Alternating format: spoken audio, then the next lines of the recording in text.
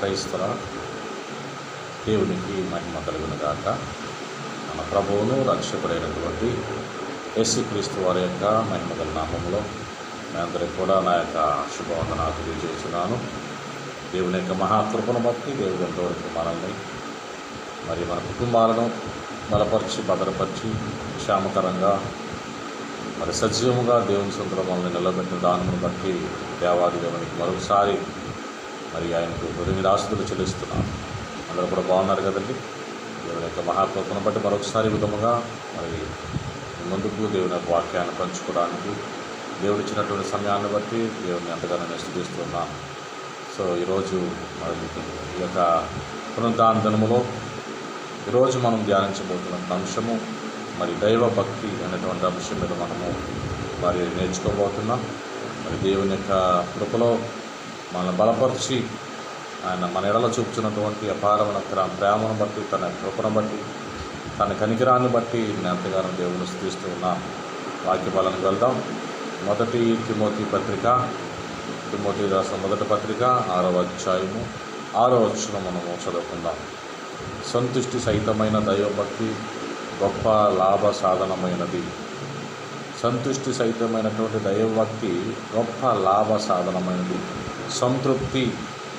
ఈరోజు ఈ యొక్క లేఖనంలో మనం చూసినప్పుడు అపోస్తుడైన పౌలు ఉపయోగించినటువంటి పదము సంతుష్టి అనేటువంటిది, లేదంటే సంతృప్తి అనేటువంటిది పదాన్ని ఉపయోగించి ఉన్నాడు. ఈరోజు లోకంలో మనకు సంతృప్తినిచ్చేది ఏది? ఒక ధనము మనకు సంతృప్తినివ్వదు, ఒక పదవి మనకు సంతృప్తినివ్వదు, లేదంటే లోక సంబంధమైన భోగభాగ్యాలు ఏవి కూడా మనకు సంతృప్తిని ఇవ్వలేవు. కానీ దేవుని యొక్క సన్నిధిలో పరిపూర్ణమైనటువంటి భక్తిని చేయడం ద్వారా నీ హృదయంలో సంతృప్తిని నీవు కలిగి ఉండగలుగుతావు. నిన్ను సంతృప్తి పరిచేది కేవలము దైవభక్తి తప్ప, దేవుని యొక్క సన్నిధి తప్ప ఈ లోకములో దేనిని బట్టి కూడా నీవు సంతృప్తి చెందలేవని దేవుని యొక్క లేఖనం స్పష్టంగా తెలియజేస్తూ ఉంటుంది. ఈరోజు దైవభక్తి అనే దానికి మనము సరైనటువంటి అర్థము, సరైనటువంటి అవగాహన ఈరోజు చాలామంది జీవితాల్లో కనబడటం లేదు. దైవభక్తి అని చెప్పుకుంటున్నాం కానీ, భక్తులమని చెప్పుకుంటున్నాము కానీ, దేవుని బిడలము భక్తులమని చెప్పుకుంటున్నాము కానీ, భక్తి మీద సరైనటువంటి అవగాహన లేనటువంటి భక్తి ఈరోజు చాలామంది చేస్తున్నారు. ఒకవేళ క్రైస్తవులు కావచ్చు, లేదా ఇతర మతస్థులు కావచ్చు, వారు చేస్తున్నటువంటి భక్తి వారికి ఎంతవరకు అది లాభ సాధనంగా ఉంది? వారు చేస్తున్నటువంటి భక్తి వారికి ఏదైనా ప్రయోజనకరంగా ఉందా? వారికి మేలుకరంగా ఉందా? అసలు వారు చేస్తున్నటువంటి భక్తి కరెక్ట్ అయిననా? అసలు వారు చేస్తున్న భక్తి ద్వారా దేవుణ్ణి వారు మెప్పించగలుగుతున్నారా? దేవుని సంతోషపెట్టగలుగుతున్నారా అనేటువంటి విషయాన్ని చాలామంది మరచి, దానిని విడిచి ఈరోజు భక్తి అని వారికి వారే సంతృప్తి చెందుతూ భక్తి చేస్తున్నారు. మనకు మనమే సంతృప్తి చెందడానికి భక్తి చేస్తే దానివల్ల ప్రయోజనం లేదు. కానీ నువ్వు చేసే భక్తి దేవుడు సంతృప్తి పడాలి, లేదంటే దేవుడు సంతోషపడాలి.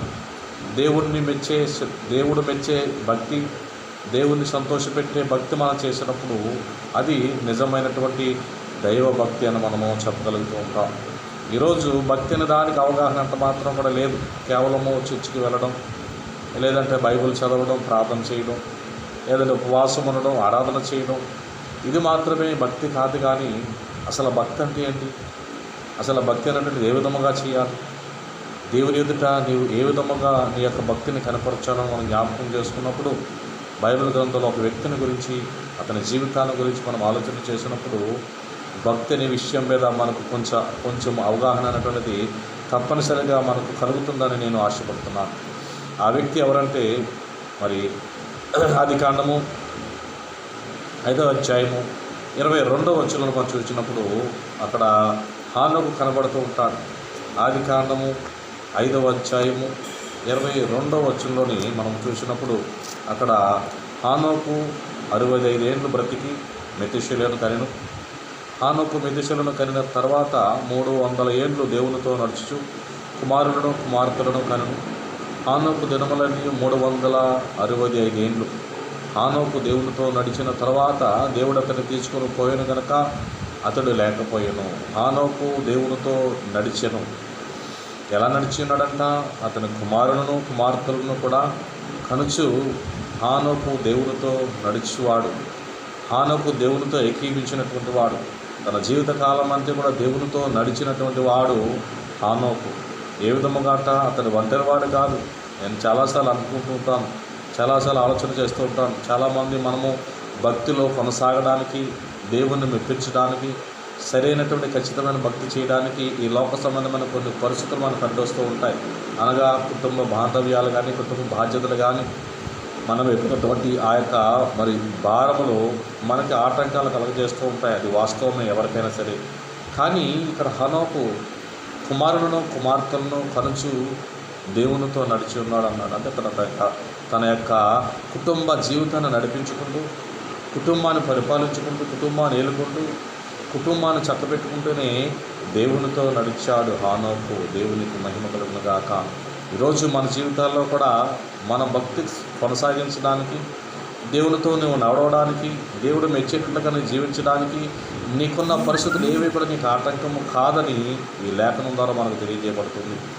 నీకు నీవే అనుకుంటున్నావు లోకల్ ఈ యొక్క పరిస్థితులన్నీ నేను ఆటంకపరుస్తున్నాయి, ఇవి లేకపోతే నేను దేవునిలో ఎంతో బలంగా సాగిపోగలను, ఇవి లేకపోతే దేవుని కొరకు నేను ఎంతో చేయగలను, ఏదో చేయగలను అనుకుంటాం. కానీ తీరా ఆ సమయం వచ్చేటప్పుడు మనం ఏది కూడా చేయలేము. నువ్వు నిజంగా చేయాలని ఆలోచన, చేయాలనే ఉద్దేశము, చేయాలనే తపన నీలో ఉంటే ఇవేవి కూడా ఎంత మాత్రం కూడా నీకు ఆటంకము కానే కాదు. కనుక హానోకు దేవుడితో నడిచాడు. హానోకు దేవునితో ఏ విధంగా నడిచాడంటే తన కుటుంబ జీవితాన్ని నడిపించుకుంటూ కుమారులను కుమార్తెలను కంచు 350 ఏళ్ళు దేవునితో నడిచి ఉన్నాడంట. అంత మాత్రమే కాదు కానీ హానోకు దేవునితో నడిచిన తర్వాత దేవుడు అతను తీసుకుని పోయాను. అనగా హానోకు దేవునితో ఎంతగా నడిచి ఉన్నాడంటే తన యొక్క స్థితిని మర్చిపోయి ఉన్నాడు. తనలో దేవునితో ఏకమవుతూ, తనలో దేవునిలో మరి తన్మయత్వం చెందుతూ, దేవునితో నడుచుకుంటూ ఎక్కడికి పరలోకానికి వెళ్ళిపోయాడంట. దేవునికి మహిమ కలిగిన గాక. ఈరోజు ఈ భక్తులు అంత మరి లోతైన అనుభవంలోనికి, అంత ఉన్నతమైన అనుభవానికి మనము చేరుకోవాలని దేవుని యొక్క లేఖనం సెలవిస్తూ ఉంది. ఈరోజు హానోకు అట్టి రీతిగా దేవునితో నడవడానికి, హానోకు అట్టి రీతిగా దేవునితో నడవడానికి, తన జీవితకాలంలో దేవుడితో పాటుగా మరి పరలోకానికి వెళ్ళిపోవడానికి, దేవుడు అతన్ని తీసుకుని పోయే విధముగా వెళ్ళిపోవడానికి గల కారణం ఏంటంటే ఈరోజు హానోకు జీవితంలో మరి ఒక 3 అంశాలు మనం జ్ఞాపకం చేసుకుంటాం. ఏంటి ఆ 3 అంశాలంటే, మొట్టమొదటిగా హానోకు దేవునితో నడవడానికి మొట్టమొదటి కారణం ఏంటంటే హానోకు దేవుని ప్రేమించినటువంటి వాడు. దేవుని ప్రేమించాడు. దేవుణ్ణి ఏ విధంగా ప్రేమించాడంటే అన్నిటికంటే కూడా మిన్నగా ప్రేమించున్నాడు. దేవుని అన్నిటికంటే కూడా మిన్నగా ఎవరైతే ప్రేమిస్తారో వారు దేవునికి ఎంతో సంతోషాన్ని కలిగించేవారైనా. దేవుణ్ణి ప్రేమించడనగా ఈ లోక సంబంధమైనది ఏది కూడా అన్నిటికంటే కూడా ఎక్కువగా దేవుని నీవు ప్రేమించాలని దేవుడు కోరుకుంటున్నాడు. ఎందుకంటే ఈ లోకంలో మన జీవితంలో మనం చూసినప్పుడు ఏది కూడా మన జీవితాల్లో శాశ్వతమైనది కాదు, కానీ దేవుని యొక్క సన్నిధి మాత్రమే మనకు శాశ్వతమైనటువంటిది. కనుక దేవునితో నడవడానికి మొట్టమొదటి కావాల్సిన మన జీవితాల్లో నీవు దేవుణ్ణి ప్రేమించాలి. ఎట్టి రీతిగా ప్రేమించాలంట దేవుణ్ణి మత్తయి సువార్తలో రాయబడింది కదా. మత్తయి సువార్త ఈ మత్తయి సువార్త 22వ అధ్యాయము 37, 38 వచనాలు మనం చూసినప్పుడు అక్కడ ఏమంటే అందుకైనా నీ పూర్ణ హృదయముతోనూ, నీ పూర్ణ ఆత్మతోనూ, నీ పూర్ణ మనసుతోనూ నీ దేవుడైన ప్రభువును ప్రేమింపవలనది. ఇది ముఖ్యమైనది, మొదటినైన ఆజ్ఞది. నిన్ను వలె నీ పొరుగువారిని ప్రేమింపవలనది 2వ ఆజ్ఞ దాని వంటిది. మొట్టమొదటి ఆజ్ఞ ఏంటంట దేవుణ్ణి ప్రేమించాలి. అన్నిటికంటే కూడా ఎక్కువగా, అన్నిటికంటే కూడా మిన్నగా నా పూర్ణ హృదయముతో, పూర్ణ ఆత్మతో, పూర్ణ మనస్సుతో నీ దేవుడైన యెహోవాను నీవు ప్రేమించాలంటే దేవుని కంటే ఏది కూడా మన హృదయంలో ఎక్కువ ఎంత మాత్రం కూడా ఉండకూడదు. దేనికి చూడకూడదు. దేవుని కంటే ఎక్కువగా దేని మీద దేన్ని ప్రేమించకూడదు. ఈ హృదయంలో ఎక్కువగా దేనికి కూడా విలువ ఇవ్వకూడదు. నీ హృదయంలో దేవుని కంటే ఎక్కువగా దేనికి కూడా నువ్వు ప్రాధాన్యత ఇవ్వకూడదని అక్కడ స్పష్టంగా తెలియజేస్తూ ఉంది. పేతురుని దేవుడు యేసుప్రభువు వారు అడుగుతున్నారు కదా, పేతురు నీవు నన్ను ప్రేమిస్తున్నావు అనగానే, ప్రేమిస్తున్నాను ప్రభువా, దాంట్లో తేడా ఏముందనుకున్నాను. రెండోసారి మళ్ళీ అడిగాడు, పేతురు నువ్వు నన్ను ప్రేమిస్తున్నావా, అది నీకే తెలుసు ప్రభువా. మూడోసారి మళ్ళీ అడిగాడు, పేతురు నువ్వు నన్ను ప్రేమిస్తున్నావని. మూడోసారి అడిగేటప్పటికీ పేతురులో వ్యసనం మొదలైంది. అదేంటి ప్రభువా అన్నిసార్లు అడుగుతున్నావు, అది నీకే తెలియని ప్రభువా అని కొంచెం వ్యసన పడి ఉన్నాడు. ఎందుకు యేసుప్రభువు వారు అన్నిసార్లు 3 సార్లు రెట్టించి పేతురుని అడగడానికి గల కారణం ఏంటంటే అతడు నిజముగా ప్రేమిస్తున్నాడో లేదో ఆయన ఎరిగినవాడు కాబట్టి. నీ కొరకు నేను ప్రాణాలు అర్పిస్తాను ప్రభువా, నేను ప్రేమిస్తున్నాను ప్రభువా, అన్నిటికంటే కూడా అందరికంటే కూడా ఎక్కువగా నేను నిన్ను ప్రేమిస్తున్నాను, నీ అవసరమైతే నీ కొరకు ప్రాణాలు ఇవ్వడానికైనా నేను సిద్ధంగా ఉన్నాను అని చెప్పినటువంటి వ్యక్తి యేసు ప్రభువారు అంటే ఎవరో తెలియదని ముమ్మారు ఆ రాత్రి ఆ కోడి కొయ్యక ముందు మరి బొంకినట్టుగా మనం చూస్తూ ఉంటాం. అతను మరి యేసయ్యకి తెలుసు అతని ప్రేమ ఎటువంటిదో, యేసయ్యకి తెలుసు అతను తప్పిపోయే ప్రేమని, యేసయ్యకి తెలుసు అతను నిలవబడలేనటువంటి ప్రేమని. ఈరోజు మన జీవితాల్లో కూడా యేసు ప్రభువును ప్రేమిస్తూ ఉన్నాం, యేసయ్యను మేము ప్రేమిస్తూ ఉన్నాం. ఎలా ప్రేమిస్తున్నాం ఆయన్ని? ఎలా ప్రేమిస్తున్నాం? అన్నీ బాగున్నప్పుడు, అన్నీ వచ్చినప్పుడు, దేవుడు అంతా సుఖంగా సౌఖ్యంగా ఉన్నప్పుడు అయ్యా నిన్ను ప్రేమిస్తున్నానయ్యా అని చెప్పడం కాదు, కానీ నీ ఇరుకులో, నీ ఇబ్బందుల్లో, నీ కష్టాల్లో, నీ వేదనలో, నీ దుఃఖంలో, నీ కొరతల్లో, నీ క్లిష్ట పరిస్థితుల్లో, నీ శ్రమలో, వేదనలో, నీ అనారోగ్య పరిస్థితుల్లో నీవు దేవుణ్ణి ప్రేమించి వాడిగా ఉండాలి. ప్రతికూల పరిస్థితుల్లో మాత్రమే, అనుకూల పరిస్థితులు మాత్రమే కాదు, కానీ ప్రతికూల పరిస్థితుల్లో కూడా నీవు దేవుణ్ణి ప్రేమించి వాడిగా ఉండాలని దేవుడు కోరుకుంటున్నాడు. ఈరోజు ఏ విధముగా నీ పూర్ణ హృదయంతో, పూర్ణ మనసుతో, పూర్ణ ఆత్మతో దేవుడిని నీవు ప్రేమించాలి. ఇదే దేవుడు మొట్టమొదటి ఆజ్ఞగా దేవుడు మనకిచ్చి ఉన్నాడు. నిజమే, ఈరోజు మనము మన పూర్ణ హృదయంతో మనం ప్రేమిస్తున్నాము, పూర్ణ ఆత్మతో దేవుణ్ణి మనం ప్రేమిస్తున్నాము, మన పూర్ణ మనసుతో మనం ప్రేమిస్తున్నాము. అన్నిటికంటే ఎక్కువగా మనం ప్రేమిస్తున్నాం, అందరికంటే ఎక్కువగా, అన్నిటికంటే అందరికంటే కూడా ప్రాధాన్యత దేవుడికి మనం ఇస్తున్నాం. ఈరోజు మన హృదయంలో చోటు దేనికి ఇస్తున్నాం? ఈరోజు హృదయంలో నీ దేవునికి ఉన్నతమైన చోటు ఇచ్చినప్పుడు, ఉన్నతమైన ప్రాధాన్యతను ఇచ్చినప్పుడు నీవు దేవుడిని ఎంతగానో ప్రేమించేవాడు, సంతోషపెట్టేవాడు, దేవునితో నడిచేవాడు కూడా. దేవునికి మహిమ కలిగిన గాక. కనుక హానోకు మొట్టమొదటిగా హానోకు దేవుణ్ణి ప్రేమించినటువంటి వాడు. దేవుణ్ణి ప్రేమించడం అనగా అయ్యా నేను ప్రేమిస్తున్నానని చెప్పడం కాదు, కానీ నోటి మాటను చెప్పడం కాదు, కానీ ఆయన్ని ప్రేమించడం అనగా ఆయన ఆజ్ఞలను నెరవేర్చుట. ఏ విధముగా ప్రేమిస్తామంట? ఆయన ఆజ్ఞలు చొప్పున నడుచుకోవడం, ఆయన ఆజ్ఞలు నెరవేర్చడం, ఆయన కట్టడం, ఆయన విధులను మనం పాటించడం, ఆయన చెప్పిన మార్గంలో మనం నడవడం, ఆయన చిత్తానికి లోబడ్డం, ఆయనకి సంపూర్ణంగా మనం మన జీవితాలు సమర్పించుకోవడం, ఆయన మాటకు మనం లోబడి మన జీవితాలు సంపూర్ణంగా దేవునికి అప్పగించుకోవడం, ఆయన ఆజ్ఞలు నెరవేర్చడమే దేవుణ్ణి ప్రేమించడాన్ని ఈరోజు లేఖనం సెలవిస్తుంది. నిజమే, ఈరోజు దేవుణ్ణి మనం ప్రేమిస్తున్నాం చెప్తున్నాం, కానీ దేవుని ఆజ్ఞలు మనం చాలాసార్లు నెరవేర్చలేకపోతున్నాం, దేవుడు చెప్పిన విధిలో నడవడలేకపోతున్నాం, దేవునికి లోబడలేకపోతున్నాం. అనేకమైన విషయాల్లో దేవునికి ఎంత మాత్రము కూడా లోబడలేని పరిస్థితుల్లో ఉన్నాము. మనం మన సొంత ఆలోచనల చేత, సొంత తలంపుల చేత, లేదా మన సొంత మార్గాల మనం నడుస్తున్నాం తప్ప దేవుని మార్గంలో నడవడానికి మనం ఎంత మాత్రం కూడా ఇష్టపడటం లేదు. దేవుడు చెప్పిన మార్గంలో నడవడానికి, దేవుడు చెప్పింది చేయడానికి మనం ఎంత మాత్రం కూడా ఇష్టపడతలేదు చాలాసార్లు. నిజముగా దేవుణ్ణి ప్రేమించిన వాడవైతే నీవు దేవునికి ఆజ్ఞను నువ్వు నెరవేర్చేవాడవుతావు, ఆయన మార్గంలో నువ్వు నడిచేవాడు అవుతావు, ఆయనకు లోబడిన వాడు అవుతావు. ఆయన చెప్పింది చేయడానికి నువ్వు ఎంత మాత్రము కూడా వెనుకడుగు వేయవు. ఆయన చెప్పింది చెప్పినట్లుగా చేయడానికి ఎల్లప్పుడూ కూడా నువ్వు సంసిద్ధత కలిగి ఉంటావు. అదే దేవుణ్ణి ప్రేమించడానికి. ఈరోజు నేను దేవుణ్ణి ప్రేమిస్తున్నానంటే క్రియల్లో మనం ఏం చేయాలి? దేవుణ్ణి మనము ప్రేమిస్తున్నామో లేదో మనము చూపించాలి. పేతురు నోటి మాట చేత చెప్పేశాడు, అయ్యా నేను ప్రేమిస్తున్నానయ్యా, అందరికంటే కూడా మిన్నగా ప్రేమిస్తున్నాను, అవసరమైతే నీ కొరకు నేను ప్రాణాలు అర్పిస్తాను అని చెప్పినటువంటి వ్యక్తి ఈరోజు ఆ యొక్క శిలువ మరణము, యేసుప్రభువు వారి యొక్క ఆ శ్రమల టైం వచ్చినప్పుడు, ఆ శిలువ మరణం సమయం వచ్చినప్పుడు దగ్గర లేకుండా యేసుప్రభువు వారంటే ఎవరో తెలియదని పారిపోయినటువంటి వ్యక్తి, తప్పిపోయినటువంటి వ్యక్తి పేతురు. ఈరోజు మన జీవితాలు, పేతురు యొక్క జీవితము మనకు ఒక మాదిరికరంగా ఉంది. ఈరోజు నీ క్లిష్ట పరిస్థితుల్లో, నీ శోధనలో, నీ వేదనలో, నీ శ్రమలో, నీ సమస్యల్లో దేవుణ్ణి ప్రేమిస్తున్నావా? లేదా దేవుని నీవు విమర్శించుకుని వాడుగా, దేవుని నీవు సనుగువాడుగానే ఉన్నావా? ఈరోజు మన జీవితాలు జ్ఞాపకం చేసుకుంటాం. ఈరోజు దేవుణ్ణి ప్రేమించడం అనగా ఆయన ఆజ్ఞలు ప్రేమించడం. హానోకు దేవుణ్ణి ప్రేమించున్నాడు కాబట్టి, హానోకు దేవుణ్ణి ప్రేమించాడు కాబట్టి దేవునితో నడవడానికి ఇష్టపడ్డాడు, దేవుని నడిచాడు. చూడండి, ఎక్కువగా మనం ఇష్టపడుతున్నప్పుడు, ఎవరినైనా మనం ఎక్కువగా ఇష్టపడుతున్నప్పుడు వారితో ఎక్కువ సమయం గడపాలని మనం ఆలోచిస్తాం, ఎక్కువ సమయం వారితో గడపడానికి ఆశపడుతూ ఉంటాం. ఎందుకంటే వారి మీద నీకున్నటువంటి ప్రేమ వారితో ఎక్కువ సమయం గడపాలన్న ఒక ఆలోచన, ఒక ఆశను కలగజేస్తాడు. ఈరోజు నువ్వు దేవుణ్ణి ఎక్కువగా ప్రేమిస్తున్నావంటే దేవునితో ఎక్కువ సమయాన్ని గడుపుతావు. ఈరోజు నువ్వు దేవుని ఎక్కువగా ప్రేమిస్తున్న వాటి అన్నిటికంటే కూడా ఎక్కువగా నువ్వు దేవుని ప్రేమిస్తున్న వాడవైతే నిజముగా దేవునితో ఎక్కువ సమయం గడపడానికి నువ్వు ఇష్టపడతావు.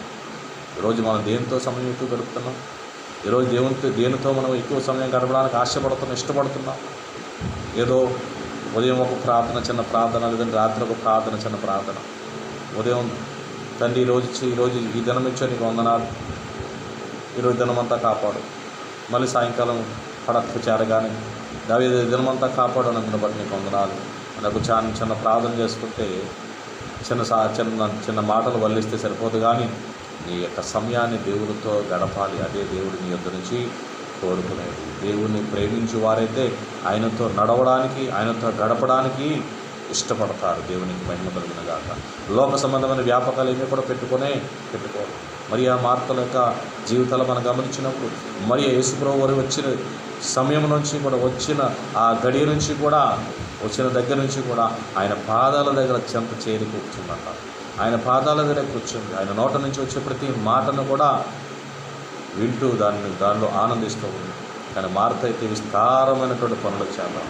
ఈరోజు నువ్వు అన్నిటికంటే కూడా అనుకున్నట్టు కదా, యేసుప్రభు వారు అంటున్నారు కదా, మరి ఉత్తమమైన దానిని ఎన్నుకుంది, అది దాని యొద్ద నుంచి తీసివేయడం. ఉత్తమమైంది, ఈరోజు శ్రేష్టమైంది, విలువైంది లోకంలో ఏదైనా ఉందంటే అది నీవు దేవునితో సమయాన్ని గడపడమే, దేవునితో నడవడమే. నీ సమయాన్ని దేవుని కొరకు వెచ్చించడం, నీ సమయాన్ని దేవుని కొరకు గడపడమే ఈ లోకములు అన్నిటికంటే కూడా విలువైనటువంటిది. దేవుని సందులో గడపడానికి మనం ఎక్కువగా ఇష్టపడాలి. కొంత సమయం దేవుని సందులో ఎక్కువ అయిందంటే అమ్మో ఎంతకాలం, ఎంత సమయం అయిపోయింది, ఆలస్యం అయిపోయిందని చెప్పేసి అంత మాత్రం కూడా మనము తొందరపడే మనస్సులు మనకు అంత మాత్రం కూడా ఉండకూడదు. దేవునితో గడపడానికి మనం ఎల్లప్పుడూ కూడా ఇష్టపడుతూ ఉండాలి.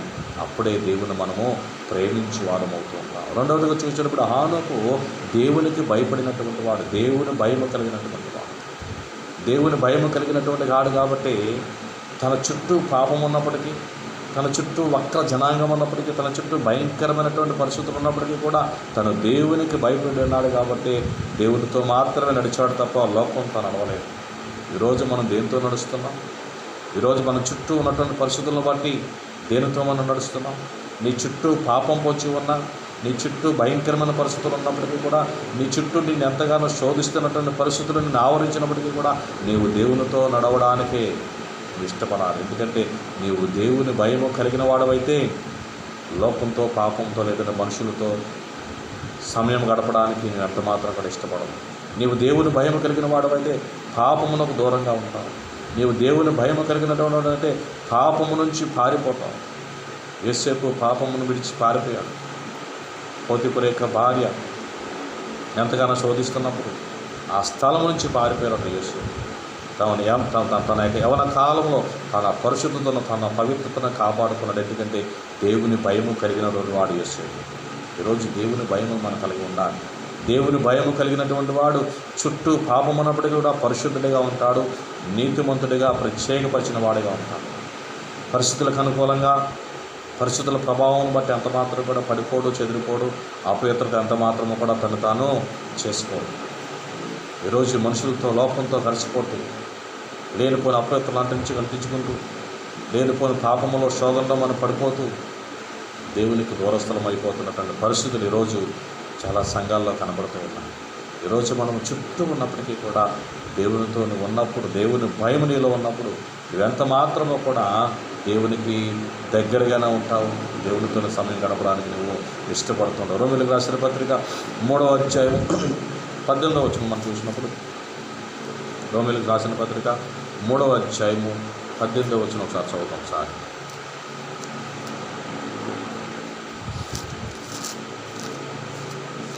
రోమీయులకు రాసిన పత్రిక 3వ అధ్యాయము 18వ వచనంలో ఏమైనా రాయబడిందంటే, వారి కన్నుల ఎదుట దేవుని భయము లేదు, వారి కన్నుల ఎదుట దేవుని యొక్క భయము లేదంటే. అలాగే మరి 2వ కొరింథీయులకు రాసిన పత్రిక 7వ అధ్యాయము 11వ వచనంలో కూడా ఏమైనా రాయబడిందంటే, మొదటి కొరింథీయులకు రాసిన పత్రిక 2వ కొరింథీయులకు రాసిన పత్రిక 7వ అధ్యాయము 11వ వచనం కూడా ఏమైనా రాయబడిందంటే, అక్కడ మరి ప్రియులారా, మనకు ఈ వాగ్దానములు ఉన్నవి కనుక దేవుని భయముతో పరిశుద్ధతను సంపూర్తి చేసుకొనుచు శరీరమునకును ఆత్మకును కలిగిన సమస్త కల్మషము నుండి మనలను పవిత్రులుగా చేసుకొందుము. ప్రియులారా, ప్రభువు చెప్పున్నది ఈ వాగ్దానము మనకున్నది కనుక దేవుని భయముతోనూ పరిశుద్ధతతోనూ సంపూర్తి చేసుకొనొచ్చు శరీరమును ఆత్మను కలిగిన సమస్త కల్మషము నుండి కూడా మళ్ళీ మనం పవిత్రత చేసుకోవాలి, పరిశుద్ధపరచుకుంటూ ఉండాలంట. దేవుని భయముతోనూ పరిశుద్ధతతోనూ మనము దేవుని భయముతో మన పరిశుద్ధతో మన శరీరమునకును ఆత్మకును కలిగినటువంటి కల్మషాన్ని అపవిత్రతను మనము తీసివేసుకుంటూ మళ్ళీ మనము పరిశుద్ధపరచుకోవాలని దేవుని యొక్క లేఖనం సెలవిస్తూ ఉంటాం. కనుక హానోకు దేవుడు భయము కలిగిన వాడు కాబట్టి దేవునితో నడవడానికి ఇష్టపడ్డాడు. తన చుట్టూ ఉన్న పరిస్థితులు చూసుకోలేదు, తన చుట్టూ ఉన్న పరిస్థితులను బట్టి అంత మాత్రం కూడా అతడు ప్రభావితం కాలేదు. కానీ దేవుని భయము కలిగినటువంటి వాణిగా అతడు దేవునితో నడిచి ఉన్నాడు. దేవునికి భయం కలిగిన గాక. ఈరోజు దేవుని భయం మనలో ఉందా? అందుకని భయభక్తులు కలిగి ఉండాలనుకున్నాడు. మనం భక్తి చేస్తున్నాం కానీ ఆ భక్తి భయంతో కూడింది అంత మాత్రం కూడా లేకుండా పోతుంది. ఈరోజు నేటి క్రైస్తవ జీవితాల్లో మనం చూసినప్పుడు, లేదంటే మరి ఈరోజు నేటి సంఘాల్లో మనం చూసినప్పుడు భక్తి ఉంది చాలామంది జీవితాల్లో, కానీ ఆ భక్తి భయంతో కూడిందే భక్తి. దేవుని యందు భయభక్తులతో మనం ఉండాలి. భక్తి అన్నటువంటిది దేవుని యందు భయముతో భక్తి చేయాలి. నువ్వు ఎక్కడున్నప్పటికీ, ఏ స్థితిలో ఉన్నప్పటికీ కూడా నువ్వు చేసే భక్తి, నువ్వు మాట్లాడే మాట, నువ్వు ప్రవర్తించే తీరు దేవుడు చూస్తున్నాడు. భయం నువ్వు కలిగి ఉంటావు. దేవుని భయం కలిగినటువంటి వాడు పాపములో లోకములో ఉన్నప్పటికీ కూడా పరిశుద్ధుడిగా పవిత్రుడిగా ఉంటాడు. దేవుని భయం కలిగినటువంటి వాడు 10 మందిలో కాదు ఒంటరిగా ఉన్నప్పటికీ కూడా పాపం చేయడానికి ఇష్టపడతాడు. ఎందుకంటే దేవుని భయం కలిగినటువంటి వాడు. ఈరోజు లోకం నన్ను చూడకపోవచ్చు, లోకం ఒకవేళ నన్ను గమనించకపోవచ్చు, నేను చేస్తున్నటువంటి పాపము, కానీ దేవుడు చూస్తున్నాడు. దేవుని కనులకు చాటైనది మరుగైంది ఏది కూడా లేదు కాబట్టి ఆయన కనులు నన్ను చూస్తున్నాయని చెప్పేసి దేవుని భయం కలిగినటువంటి వాడు ఒంటరిగా ఉన్న 10 మందిలో ఉన్న పరిశుద్ధుడిగా నీతిమంతుడిగా దేవుని సందులో నిలబడతాడు. దేవునికి మహిమ కలిగినగాక. కనుక హానోకు దేవుని భయము కలిగినటువంటి వాడు కాబట్టి చుట్టూ భయంకరమైన పరిస్థితులు ఆవరించినప్పటికీ కూడా దేవునితో సమయం గడిపాడు. దేవునితో నడవడానికి ఇష్టపడ్డాడు. లోకంతో మనుషులతో నడవడానికి ఇష్టపడ్డాడు. ఈరోజు మనం దేనితో నడుస్తున్నామండి? లోకంతో నడుస్తున్నామా? మనుషులతో నడుస్తున్నామా? లోక సంబంధమైన పరిస్థితులతో నడుస్తున్నామా? లేదంటే మన యొక్క పరిస్థితులకు అనుకూలంగా మనం వస్తున్నామా? ఈరోజు ఒకలాగా, రేపు ఒకలాగా, ఎల్లుండి ఇంకొకలాగా మనుషులను బట్టి మాటలు మార్చుకుంటూ, మనుషులకు సమయానుకూలమైన మాటలు మార్చుకుంటూ, స్వార్థపూరితమైనటువంటి జీవితాలతోటి సమయానుకూలంగా అవకాశవాదమైన జీవితాలు మనం ఎంత మాత్రం కూడా జీవించకూడదు. మనిషి మాట మనం మాట్లాడే పరిస్థితులు మన జీవితాల్లో ఉండకూడదు. అప్పుడే ముఖం ఎదుట మెచ్చుకుంటారు, పక్కకి వెళ్ళిన తర్వాత వాళ్ళని దుర్మార్గులు లేడని చెప్తూ ఉంటారు. ఈరోజు 2 నాలుకల ద్వారా లేదంటే ద్విమనస్సు మన జీవితాల్లో ఉండకూడదు. ఈ మాట అవునంటే అవును, కాదంటే కాదన్నట్టుగా ఉండాలి.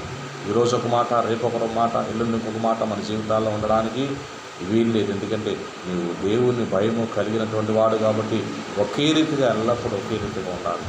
నీ నడవడిక, నీ జీవితం ఒకే రీతిగా ఉండాలి.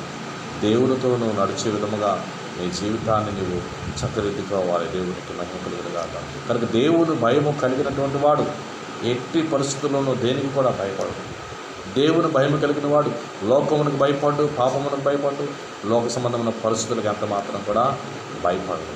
ఈరోజు దేవుని భయమును మనము కలిగి ఉండాలి. రెండవదిగా హానోకు దేవుని భయము కలిగిన వాడు కాబట్టి దేవునితో అతను నడిచి ఉన్నాడు. మూడవదిగా చూసినప్పుడు హానోకు దేవుడిని సంతోషపెట్టినటువంటి వాడు. ఎవరిని సంతోషపెట్టాడో తన జీవితం ద్వారా, తన బ్రతుకు ద్వారా దేవుని సంతోషపెట్టాడు.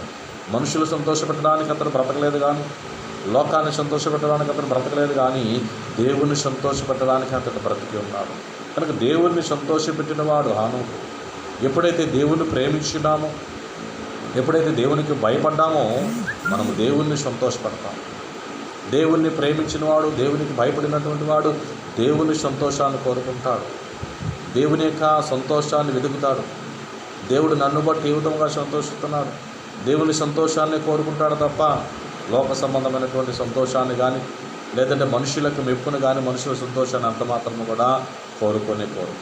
రోజు మన జీవితాల్లో దేవుని యొక్క సంతోషపెట్టేవాడిగా మనం ఉండాలి. ఈరోజు నీ చేసే నీ భక్తి, నీ జీవితం, నీ బ్రతుకు ఎవరిని సంతోషపడుతుంది? ఒకవేళ మనుషులు సంతోషపెట్టడానికి నువ్వు ప్రయత్నం చేస్తున్నావా? ఒకవేళ మనుషుల కొరకు నువ్వు బ్రతకాలనుకుంటున్నావా? మనుషులను సంతోషపెట్టడానికి నువ్వు ఎంతగానో తాపత్రయపడుతున్నావా? అది దేవుని దృష్టిలో ఎంత మాత్రం కూడా సరైనటువంటిది కాదు. మనుషుల దృష్టిలో ఒకవేళ నీవు సంతోషపెట్టలేకపోయినప్పటికీ, మనుషుల దృష్టిలో నువ్వు ఒకవేళ నువ్వు నీచుడు అయినప్పటికీ కూడా, మనుషులు నువ్వు సంతోషపెట్టయినప్పటికీ కూడా దేవుణ్ణి సంతోషపెట్టేవాడుగా నువ్వు ఉండాలి. ఎందుకంటే మనుషులను సంతోషపెట్టడానికి ప్రయత్నం చేస్తే నీ జీవితంలో మిగిలేది ఏది కూడా ఉండదు.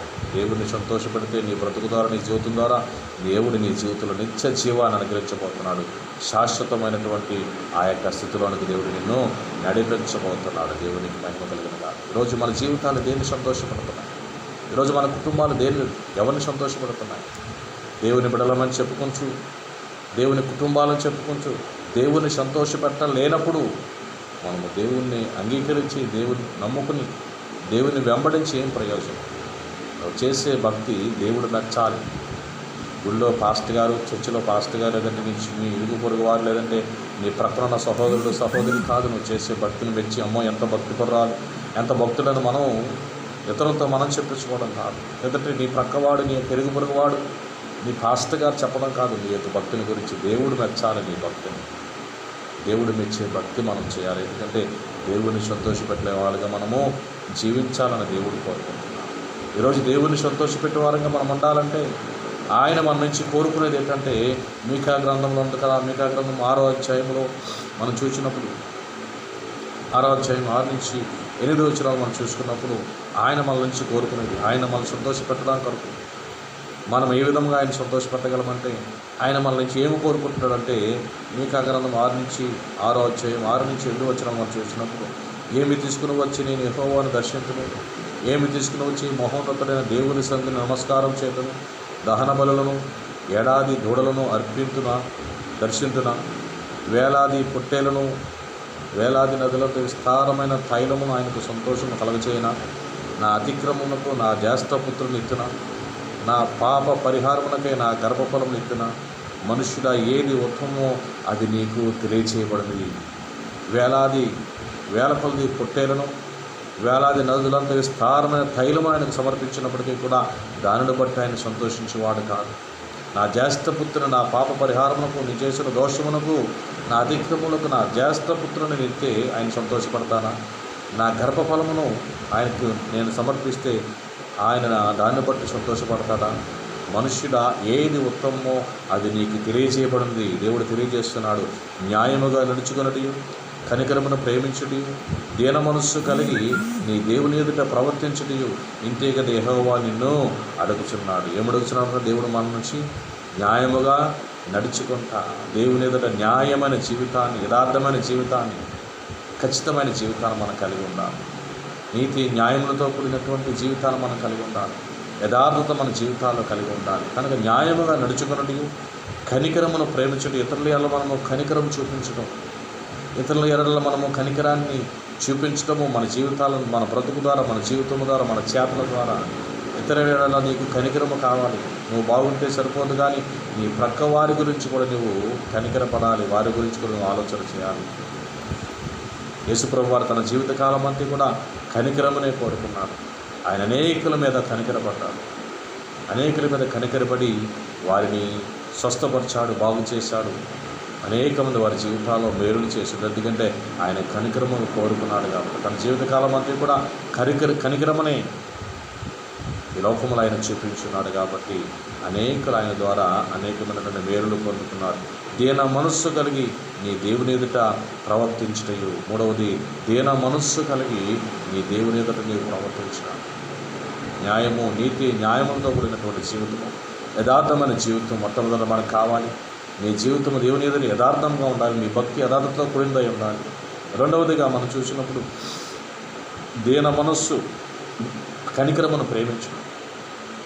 కనికరమును ప్రేమించే కనికరమును మనం కోరుకుంటూ ఉంటాం. ఈరోజు క్రీస్తు ప్రేమను మనం లోకానికి ఎలా చూపించగలుగుతామంటే, నువ్వు చూపించే నీ క్రియల ద్వారా, నీ చేతల ద్వారా, నీ మాటల ద్వారా నువ్వు క్రీస్తు ప్రేమను, కనికరాన్ని నువ్వు లోకానికి చూపించగలుగుతూ ఉంటావు. క్రీస్తు మనసు కలిగిన వారమైతే జాలి, దయ, కనికరములతో మనము నింపబడిన వారు. కఠినమైనటువంటి మన జీవితాలు అంత మాత్రం కూడా ఉండలేము. మూడవదిగా దీన మనస్సు కలిగి దేవుని ఎదుట ప్రవర్తించుట. దీన మనస్సు కలిగి, దీనత్వం కలిగి, తగ్గింపు కలిగి, ఈ 3 లక్షణాలు కూడా యేసుప్రభువు తన జీవిత కాలంలో ఆయన నివసించి ఆయన జీవించినటువంటి 33 సంవత్సరాల్లో ఈ 3 కూడా ఈ లోకంలో ఆయన చూపించుకున్నాడు.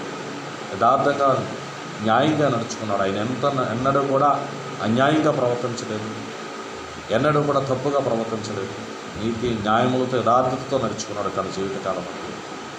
రెండవదిగా కనికరము ఆయన నింపబడ్డాడు. కనికరమునే ఇతరులకు పంచాడు. కనికరము చేత అనేకులను స్వస్థపరిచాడు, విడుదల చేసి ఉన్నాడు.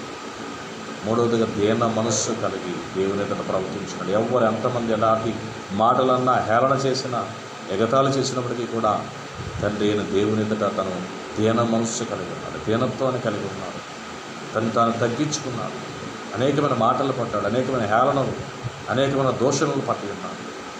కానీ దేవుని ఎదుట తన యొక్క ప్రవర్తనను దీన మనసుతో దేవుని ఎదుట ప్రవర్తించున్నాడు. కనుక దేవుడు ఈరోజు మనల్ని అడుగుతున్నాడు. ఈరోజు దేవుని ఎదురించి కోరుకుంటున్నాడు ఈ 3 విషయాలు కూడా. న్యాయముగా, నీతిగా నడుచుకోవడం, యథార్థంగా నడుచుకోవడం, కనికరమును ప్రేమించడం, కనికరమును ఇతరులకు పంచడం. మూడవదిగా దీన మనస్సు కలిగి ఈ దేవుని ఎదుట నీవు ప్రవర్తించడం. ఇదే నిజమైనటువంటి భక్తి జీవితమైన.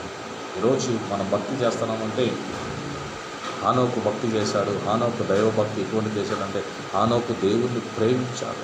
దేవునితో నడిచినటువంటి హానోకు దేవుని ప్రేమించాడు, దేవుని భయం కలిగినాడు, దేవుని సంతోషపెట్టాడు.